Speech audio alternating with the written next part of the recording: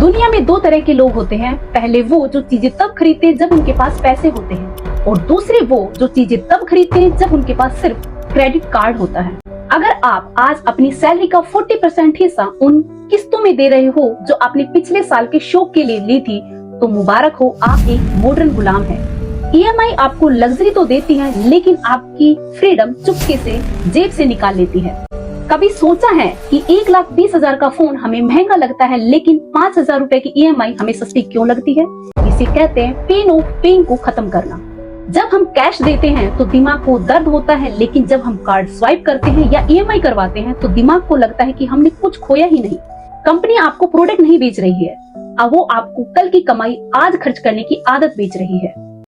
सोचिए, आपने एक EMI पर जूता लिया, आप वो जूता पहनकर ऑफिस जा रहे हैं, लेकिन असल में आप उस जूते के तलवे के लिए इस महीने काम कर रहे हैं, फीतों के लिए अगले महीने और एड़ी के लिए उसके अगले महीने। आप पूरे साल सिर्फ एक जूते के टुकड़े के लिए मजदूरी कर रहे हैं। एक कहानी सुनिए राहुल की। राहुल की सैलरी 50,000 रुपए है। उसने सोचा इतनी मेहनत करता हूँ, एक कार तो बनती है।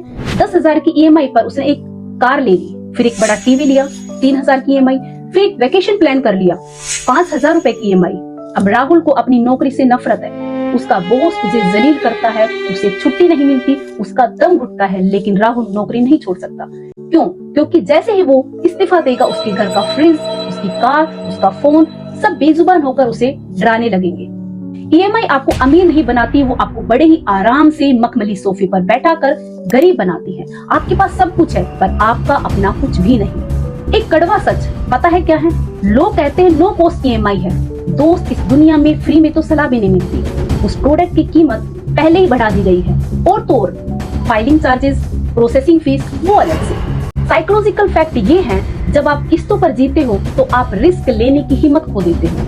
आप अपना स्टार्टअप शुरू नहीं कर सकते, आप अपनी पैशन फॉलो नहीं कर सकते, क्योंकि आपके सिर पर ब्याज का भूत सवार है। आपने अपनी 10 साल की आजादी को 2 साल की लग्जरी के लिए बेच दिया।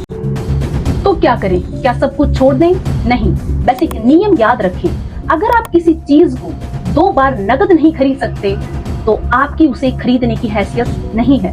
अगली बार जब बाय नाउ पे लेटर का बटन दबाने लगे तो खुद से पूछना, क्या ये चीज मेरे मेंटल पीस से ज्यादा कीमती है? शेर सर्कस में भी होता है और जंगल में भी। सर्कस वाले शेर के पास लग्जरी है, टाइम पर खाना है, छत है और आराम भी है, लेकिन उसके गले में मालिक का पट्टा है। जंगल के शेर के पास संघर्ष है, पर आजादी है। तय आपको करना है कि आपको सर्कस का EMI वाला शेर बनना है या जंगल का आजाद राजा। अपनी आजादी की किस्तें मत कटवाइए।